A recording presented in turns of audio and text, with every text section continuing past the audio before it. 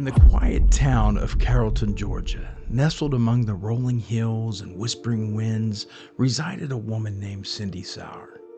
Her life would become the backdrop for a chilling narrative, a story that intertwines the realms of faith, science, and the supernatural.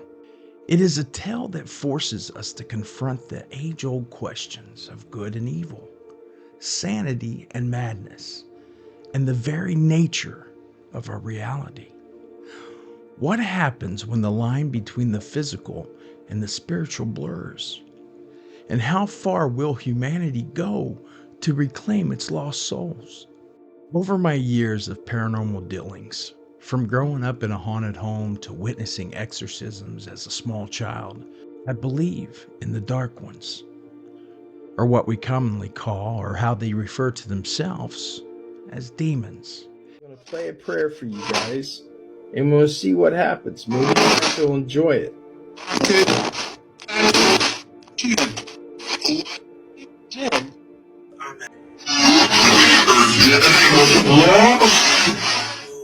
Who it is said never roamed the earth in human form, but were the fallen ones, cast from heaven for the rebellion against God.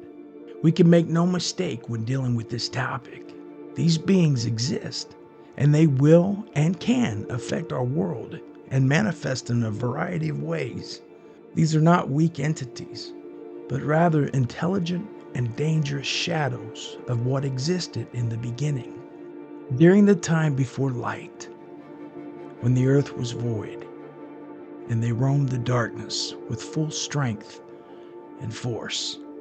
Ladies and gentlemen, this is your Shadow Nation. We're going against the wind. The wind's 120 knots from the west. Stop this. A UFO.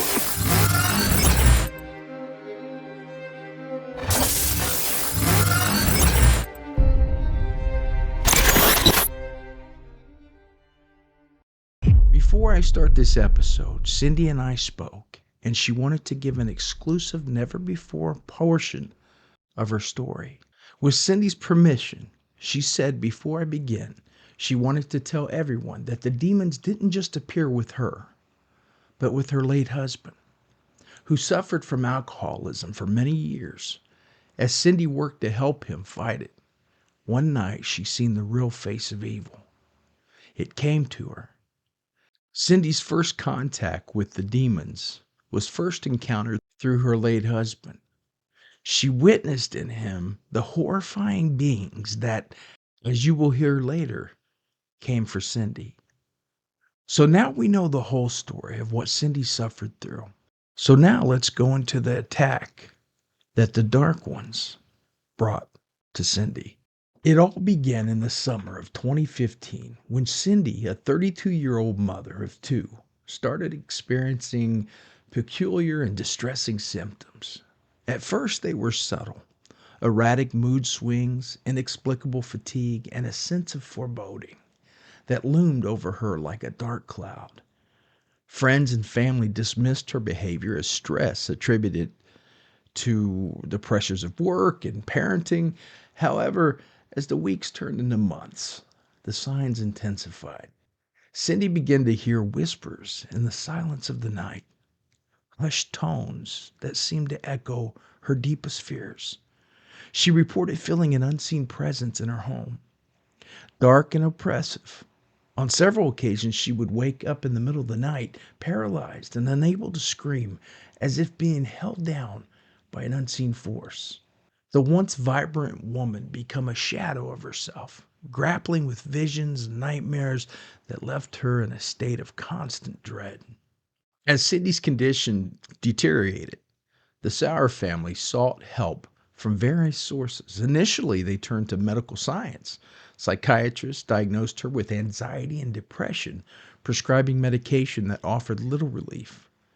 Therapy sessions provided a temporary escape, but the darkness within her continued to grow. The turning point came when she began to exhibit behaviors that were alarming: uncontrollable fits of rage, speaking in strange languages, and an aversion to sacred symbols. This led her family to contemplate the possibility of demonic possession. They reached out to local clergy who were torn between skepticism and concern. Some believed Cindy's symptoms were purely psychological, while others felt a spiritual battle raged within her. In a desperate bid for help, Cindy's family brought in a team of evangelical ministers specializing in exorcism. The ministers conducted several rituals, praying fervently over Cindy while invoking the name of Jesus Christ. During these sessions, witnesses claimed to see her physical appearance change, her voice deepening and becoming guttural. The ministers insisted that she was possessed by multiple demons, each representing different aspects of her fears and traumas. The practice of exorcism within evangelical Christianity is often referred to simply as exorcism or deliverance ministry. This involves prayer, the laying on of hands, and the invocation of the name of Jesus Christ to cast out demons or evil spirits believed to be influencing or possessing an individual. The roots of exorcism practices can be traced back to the New Testament. This established a precedent for belief that spiritual warfare against evil forces is a fundamental aspect of Christian faith. In the early Christian church, the practice of exorcism continued with various church fathers addressing the need for deliverance from demonic influences. The Didache, an early Christian text, includes instructions on exorcism. During the Middle Ages, exorcisms were often formalized within the context of the Roman Catholic Church. The Catholic Church developed a specific rite of exorcism, which required a bishop's approval. However, evangelicals during this period were typically less formalized in their approach and may have practiced healing and deliverance through prayer and communal support. Today, many evangelical churches and independent ministries engage in deliverance practices. These can vary widely in form and intensity, from simple prayers for healing to more dramatic rituals involving extensive prayer and physical manifestations. Some evangelicals hold conferences dedicated to deliverance ministry, while others incorporate it into regular church services. While the practice of exorcism and or deliverance ministry remains controversial and is viewed with skepticism by some within Christianity, it continues to be an important aspect of faith. For many evangelicals who believe in the reality of spiritual warfare and the power of God to heal and liberate individuals from demonic influence. Cindy continued her treatment with mental health professionals. Some doctors expressed concern that the exorcism rituals could exacerbate her condition, leading to further psychological distress. They emphasized the importance of medication, therapy, a supportive environment, arguing that her symptoms could be explained by dissociative identity disorder rather than possession. The media caught wind of Cindy's plight, and local news outlets began covering her story. Articles portrayed her as both a victim of a mysterious affliction and a subject of sensationalism. Headlines like "The Possessed Woman of Carrollton" drew attention, and soon she was thrust into the spotlight, becoming a point of debate between skeptics and believers. But what does haunt us? In the realm of speculation, the demons that plagued Cindy Sauer were thought to be manifestations of her unresolved trauma.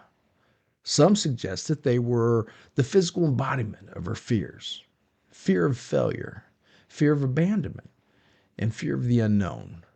Others believe they were remnants of ancestral curses or spiritual entities attracted to her vulnerability since the death of her husband. The folklore of Georgia is steeped in tales of hauntings and curses, and some locals suggested Cindy's home was built on land with a dark history. As the story grew, theories proliferated. Some even pointed to a supposed demonologist who had lived in the area, suggesting that Cindy's plight was a result of her being a target for malevolent forces. But after months of turmoil, a breakthrough came when Cindy's family decided to take a different approach. Brought a holistic treatment plan that combined medical care, therapy, and spiritual guidance with a new psychiatrist who understood the complexities of her situation. Cindy began to explore the root causes of her fears and traumas through therapy. Gradually, she started to regain control over her life. The dark whispers grew quieter, and the oppressive presence that once haunted her began to dissipate. Support from her family and a newfound community of understanding friends helped her navigate the path of healing.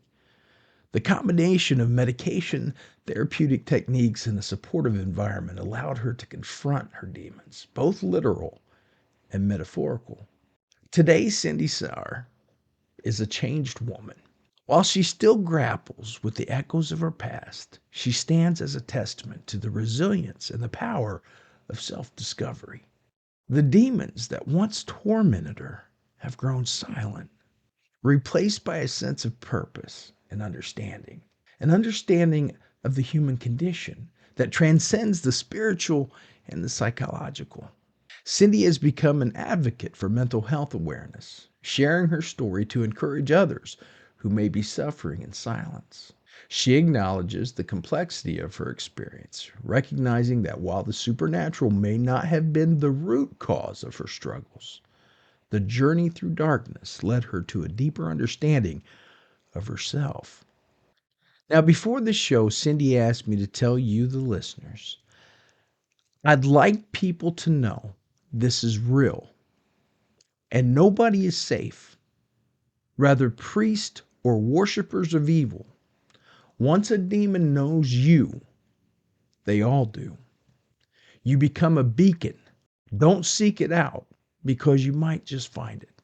So, in conclusion, as we reflect on the haunting tale of Cindy Sauer, we are left with the lingering question about the nature of existence and the battles we all face, both seen and unseen.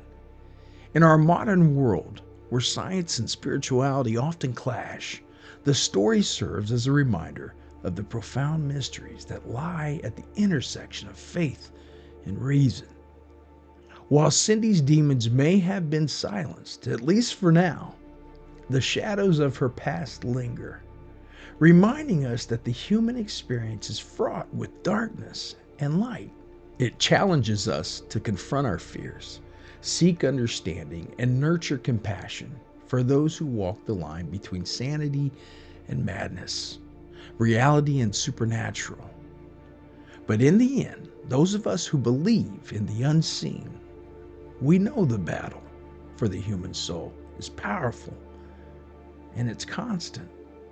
And somewhere between our known reality and the unseen, these beings exist, waiting for a moment of human weakness so they can pounce on the very essence of the human soul. So as you lay your head to the pillow tonight, say a prayer and remember, just because you don't always see something does not mean that in the shadows, waiting and watching, these things don't exist. Someplace between the ethereal realm and our own three-dimensional structure of our limited reality.